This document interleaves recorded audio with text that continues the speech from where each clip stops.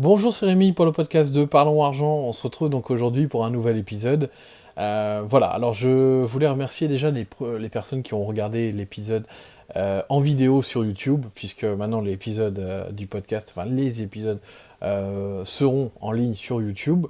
Donc je remercie toutes les personnes qui ont regardé sur YouTube. D'ailleurs, si tu regardes, n'hésite pas à t'abonner et puis éventuellement laisser un commentaire sur l'épisode. Et puis liker l'épisode si t'as aimé l'épisode, évidemment. Je tiens aussi à préciser, à repréciser, puisque je l'ai déjà dit la dernière fois, mais le podcast sera toujours en audio, de toute manière, donc sur les plateformes sur lesquelles tu as l'habitude de consulter le podcast, donc n'aie pas de crainte là-dessus, toujours en audio sur iTunes, sur Android, sur les différentes applications sur Android, sur SoundCloud, enfin voilà, sur toutes les plateformes. Une fois n'est pas coutume, vais parler encore une fois du Bitcoin aujourd'hui. Alors, pourquoi on parle du Bitcoin? Parce que déjà, ça fait un petit moment qu'on n'a pas parlé, puisque la dernière fois que j'en ai parlé, c'était à peu près au niveau du mois de mars. Hein. J'ai regardé juste avant d'enregistrer. Donc voilà, donc on va essayer de voir un petit peu ce qui a évolué entre-temps. Il y a quand même des choses qui ont un petit peu évolué dans le cours du Bitcoin. Et puis aussi sur la relation un peu entre le Bitcoin, les médias, ce genre de choses. Ça va être assez intéressant. Alors, ce qu'il faut savoir, c'est que on a eu en 2017, voilà, j'en ai déjà parlé évidemment, mais on va refaire un petit point là-dessus. En 2017, c'est un peu l'année du Bitcoin, parce que on a eu une explosion du cours du Bitcoin. Il faut savoir que entre janvier 2017 et grosso modo la fin d'année, hein, donc décembre, on a eu une augmentation de quasiment 1800%. 1800%. Alors, je sais que de nombreux autres actifs financiers peuvent aussi être aussi exponentiels, même si c'est quand même relativement rare, mais ça arrive. Voilà, donc c'est pas non plus anodin, mais ça arrive évidemment. Malgré tout, voilà. Ce qui était assez intéressant dans le Bitcoin, c'est que des gens, des particuliers du monde entier, ont voulu s'accaparer un peu de Bitcoin. Chaque personne voulait sa part du Bitcoin, voulait sa part de la croissance du Bitcoin. Pensait pouvoir devenir riche, pensait pouvoir faire fructifier de l'argent. Alors certes, il y en a qui ont gagné de l'argent, il y en a d'autres qui en ont perdu. Tout le monde a, voilà, suivant évidemment ses compétences, ses connaissances sur les crypto-monnaies, ses connaissances financières sur le monde financier, évidemment, a plus ou moins réussi à faire de l'argent avec le Bitcoin. À vrai dire, quelqu'un qui avait investi évidemment au début de l'année, au courant de l'année 2017, et je veux dire, pas trop mal géré son argent, a forcément gagné de l'argent. Alors évidemment, celui qui voulait investir à très très long terme et laisser son argent courir, courir, courir, évidemment, aujourd'hui, étant donné que le cours a vraiment fondu, il serait peut-être pas en négatif, mais en tout cas, il aurait en grande partie perdu de son argent. Enfin, en tout cas, il aurait perdu une partie de son argent. Ça, c'est certain. Et c'était assez incroyable parce que c'est vrai que je l'ai déjà dit dans plusieurs épisodes, il y a beaucoup de gens en fait qui avaient jamais investi dans les marchés financiers et qui d'un coup se sont entre guillemets réveillés et se sont dit tiens pourquoi pas moi cette fois, pourquoi je pourrais pas en profiter. Alors, c'est vrai il y a peut-être 2 ou 3 ans, c'était beaucoup plus compliqué d'investir dans les crypto-monnaies. Et puis c'est vrai que, avec l'émergence des plateformes et des sociétés comme Coinbase, Kraken, ce genre de choses, ça a démocratisé évidemment l'accès aux crypto-monnaies. Et c'est pour ça qu'énormément de gens se sont intéressés. Parce qu'avant, pour acheter des crypto-monnaies, c'était beaucoup plus compliqué. Je vous parle de ça, mais moi, je ne l'ai pas connu non plus ce temps-là. Parce que je ne m'intéressais pas plus que ça aux crypto-monnaies. J'en avais pas acheté avant. Moi, j'ai commencé à acheter un peu comme tout le monde, je vous avoue. J'ai commencé à acheter des crypto-monnaies au courant de l'été 2017. Et j'ai quand même acheté à un prix assez bas, relativement bas par rapport au cours d'aujourd'hui. On est à peu près à 6 400 euros, je crois, au cours du Bitcoin aujourd'hui. Moi, j'ai acheté en dessous, donc J'ai aussi acheté au-dessus, hein, je vais pas, voilà, je vous cache pas que j'ai une partie de ma position qui est perdante, évidemment, mais voilà, j'ai une partie aussi de ma position qui est gagnante. Donc l'un dans l'autre, je suis pas si perdant que ça aujourd'hui. Évidemment, ceux qui ont investi dans les derniers, c'est-à-dire après, on va dire novembre, octobre-novembre, là ça commence à être compliqué parce que il y a des personnes évidemment qui ont acheté à 8, 9, 10 000 euros le Bitcoin, d'accord. Donc là forcément ça commence à piquer un peu plus, sachant qu'on est aux alentours de 6400 comme je le disais. Euh, En fait, ce qui est assez étonnant, c'est que depuis que le cours descend, on n'entend quasiment plus les médias en parler. En tout cas, on va pas dire qu'on n'entend plus parler, évidemment, parce que dès qu'il y a une baisse assez conséquente dans une journée ou dans une semaine, ils vont relayer l'information, ce qui est tout à fait normal. Mais je veux dire, il n'y a plus il y a plus l'engouement qu'il y avait en fin d'année dernière, puisque l'année dernière, je parle vraiment de la France, mais on sait que ça a été le cas dans le monde entier. L'engouement que les médias ont eu pour cette crypto-monnaie et je dirais aussi l'engouement qu'ont eu les médias à faire intervenir des gens pour dire que les crypto-monnaies c'était le mal, que ça servait à rien, que le Bitcoin remplacera jamais une monnaie fiduciaire traditionnelle comme l'euro, le dollar, ce genre de choses. Voilà, il y a eu énormément, il y a eu à boire et à manger honnêtement. Il y a eu vraiment des choses très intéressantes et d'autres beaucoup, beaucoup moins intéressantes. Ce qui est quand même intéressant, c'est que les médias ont quand même joué un peu le rôle de mise en garde par rapport aux crypto-monnaies, parce que évidemment, on est arrivé à un moment, je vous dis, je pense, et tu as dû le ressentir également, vers le mois d'octobre-novembre, tout le monde parlait du Bitcoin. Tout le monde parlait du Bitcoin. Enfin, il n'y avait pas un moment dans un reportage où on parlait pas du Bitcoin, dans un reportage, je veux dire, dans une émission de télé où on parlait pas du Bitcoin. Dans la presse papier généraliste, dans les médias généralistes, dans la presse spécialisée, évidemment financière, mais tout le monde avait son mot à dire sur le Bitcoin. C'était assez incroyable. Et l'engouement qu'il y a eu pour le Bitcoin fait que le cours, évidemment, a grimpé, pensant que, évidemment, enfin les gens pensaient que ça n'allait jamais s'arrêter, que cette hausse allait progresser sans jamais s'arrêter. Bah, évidemment, comme toute bulle, puisque on peut dire que c'est une bulle, on peut pas dire que le prix était rationnel. Évidemment pas. On peut clairement dire que c'était une bulle parce que bah, voilà, le prix n'a fait que augmenter de manière exponentielle, sans jamais quasiment s'arrêter et prendre de pause, ce qui évidemment est le signe d'une bulle, et puis bah, tout ce qui est derrière médiatiquement ne faisait que augmenter cette bulle financière. Alors je sais que voilà, vous êtes de nombreux à avoir spéculé évidemment sur le Bitcoin, ce qui est tout à fait normal, je peux comprendre, je l'ai fait également. Je regrette pas du tout l'investissement que j'ai fait, puisque bah, je suis en partie pas en négatif, donc je suis pas non plus aigri du Bitcoin, hein. Il y en a certains évidemment qui bah, n'ont aucune connaissance financière, qui n'ont aucune connaissance des marchés financiers, et la première chose qu'ils ont fait quand ils ont vu que le Bitcoin dégringolait, bah, ils ont commencé à vendre. Ils ont vendu une partie, puis après ils ont continué à vendre. Et continuer.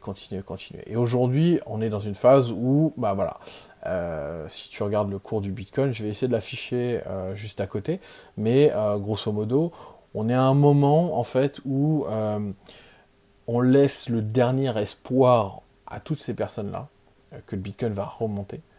Mais je pense que voilà, on va aller vers une dernière baisse conséquente pour finir, on va dire, enfin terminer tous les espoirs que les gens avaient, enfin tous les gens de la masse, ou toutes les personnes qui ne sont pas éduquées financièrement, qui ne connaissent pas les marchés financiers, et qui ne connaissent pas la psychologie des marchés financiers, puisque c'est ça aussi que je voulais te parler, c'est la psychologie des marchés financiers. Alors je vais afficher juste à côté donc un petit graphique qui montre un petit peu la psychologie. Alors il y en a d'autres évidemment. C'est un graphique pour moi qui, enfin, en tout cas celui-ci parle plutôt bien de cette psychologie qui montre un peu cet effet de bulle qu'il y a eu en 2017 et la dégringolade qui a qui a suivi juste après, à partir du mois de janvier. Et on peut voir pour moi, enfin, Par rapport évidemment à tout ce que j'ai pu lire et consulter concernant justement la psychologie des marchés financiers, on pourrait facilement dire qu'on est dans une phase plutôt d'engrenage, c'est-à-dire qu'on laisse encore penser à toutes ces personnes qui ont investi justement dans les derniers moments de 2017 qu'il est possible que voilà, le cours remonte et donc ils auraient tendance à réinvestir ou en tout cas encore à croire un petit peu que le Bitcoin va augmenter. Pour que voilà, par la suite, eh bien, les professionnels qui connaissent la psychologie des investisseurs voilà, vendent à ces personnes-là qui vont racheter. Et au terme de cette phase-là, on arrivera sur la dernière phase qui pour moi est la plus importante, puisque c'est la phase qui va montrer le moment où eh bien, tout le monde aura perdu espoir dans le Bitcoin. Et donc ça sera le moment où il est possible que on reparte dans une nouvelle phase haussière assez longue. Et donc, cette dernière phase, on est, je pense, sur le point d'y arriver, c'est-à-dire dans les prochaines semaines, prochains mois, par rapport, évidemment, au cours du Bitcoin, on peut considérablement, enfin, on peut très clairement le constater. Si tu regardes d'ailleurs, que ce soit en journalier ou en hebdomadaire, le cours du Bitcoin, d'ailleurs, tu peux utiliser des outils comme TradingView qui sont très très bien pour consulter le cours du Bitcoin. On s'aperçoit très très facilement qu'on est plutôt dans une phase d'engrenage où on essaye encore de faire croire aux gens voilà, que c'est possible. Et puis au final, les professionnels vont vendre leur position, vendre leur position tout en haut. Et cette dernière phase, donc cette dernière dégringolade, va faire comprendre aux gens au fur et à mesure que voilà, le Bitcoin c'est fini, il n'y aura plus de hausse, je vais jamais plus pouvoir faire d'argent avec. Donc grosso modo c'est à peu près cette phase-là qu'on attend, parce que ça va être cette phase qui va nous permettre de comprendre que voilà, on en sera potentiellement sur un point d'entrée, donc un point d'achat assez intéressant sur le Bitcoin. Donc c'est pour ça, je pense qu'il y a beaucoup de gens qui se demandent aujourd'hui quand est-ce que on va pouvoir réinvestir dans le Bitcoin, acheter de nouveau le Bitcoin. Aujourd'hui, c'est clairement pas le moment encore.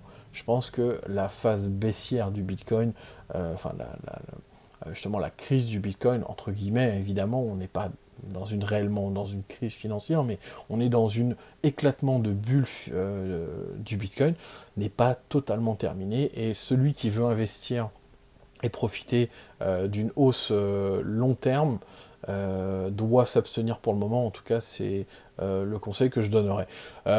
Moi, je n'ai pas du tout réinvesti dans le Bitcoin, je veux dire à long terme, hein, parce que voilà, j'avais déjà investi pas mal en 2017.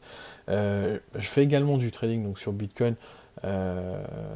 Mais là, on est vraiment sur quelque chose de totalement différent. On ne peut pas parler de long terme, donc on est plus sur des prises de position qui peuvent durer quelques heures, quelques minutes, voire quelques jours, mais on n'est jamais sur des prises de position à long terme. Donc moi, j'essaye évidemment de gagner de l'argent, que ce soit à la hausse ou à la baisse, suivant le sens dans lequel je prends la position. Mais voilà, l'idée, c'est pas du tout d'aller, je dirais, réinvestir à long terme sur le Bitcoin. En tout cas, pour le moment, c'est clairement pas une bonne idée. Voilà, après, par rapport, évidemment, c'est ce que je disais par rapport aux médias, aujourd'hui, on n'entend plus du tout parler effectivement du Bitcoin, ou quasiment plus, à part la presse spécialisée, évidemment, et c'est également un signe que on arrive dans une phase de désespoir, parce que voilà, les médias ne s'intéressent plus à ça, parce que les gens, je veux dire, le public ne s'intéresse plus également au Bitcoin, ou en tout cas de moins en moins.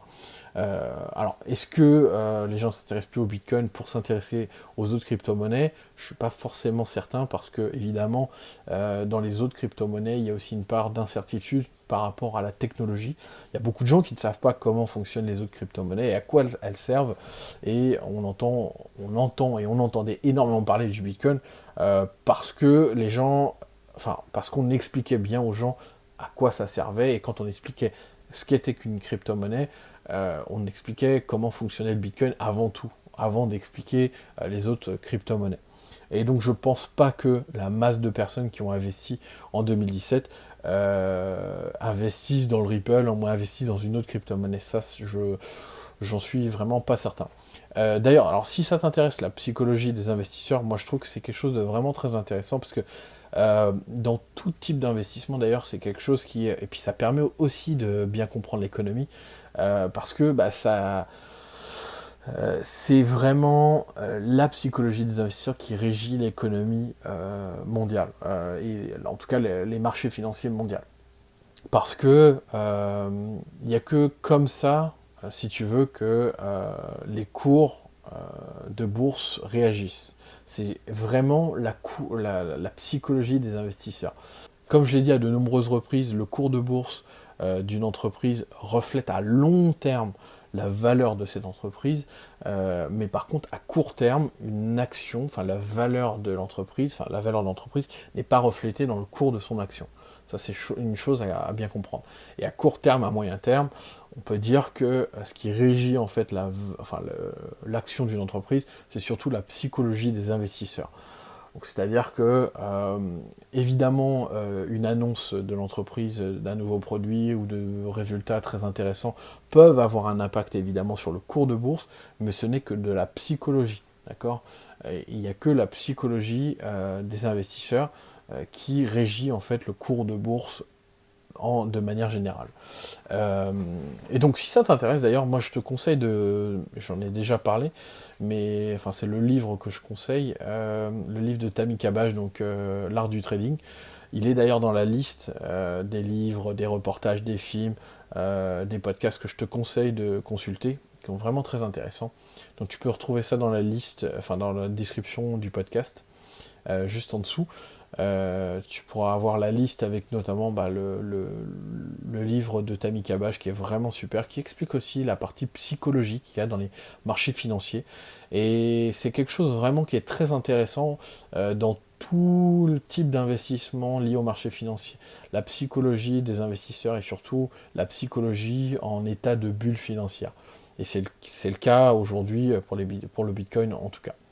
Voilà, j'espère que tu as aimé l'épisode. D'ailleurs, si tu as aimé l'épisode, n'hésite pas à laisser un pouce bleu sur la vidéo, un commentaire si tu as des questions, je me ferai un plaisir de répondre, et puis de t'abonner évidemment pour recevoir les prochains épisodes. Donc les prochains épisodes, donc c'est toujours le lundi et le vendredi de chaque semaine. Et si tu m'écoutes en audio, voilà, bah, n'hésite pas à consulter dans la description la liste, hein, le lien vers la liste pour les films, les livres, les podcasts que je te conseille de consulter, qui sont vraiment extraordinaires, qui vont te permettre d'apprendre énormément de choses. Et puis on se retrouve vendredi. Ciao!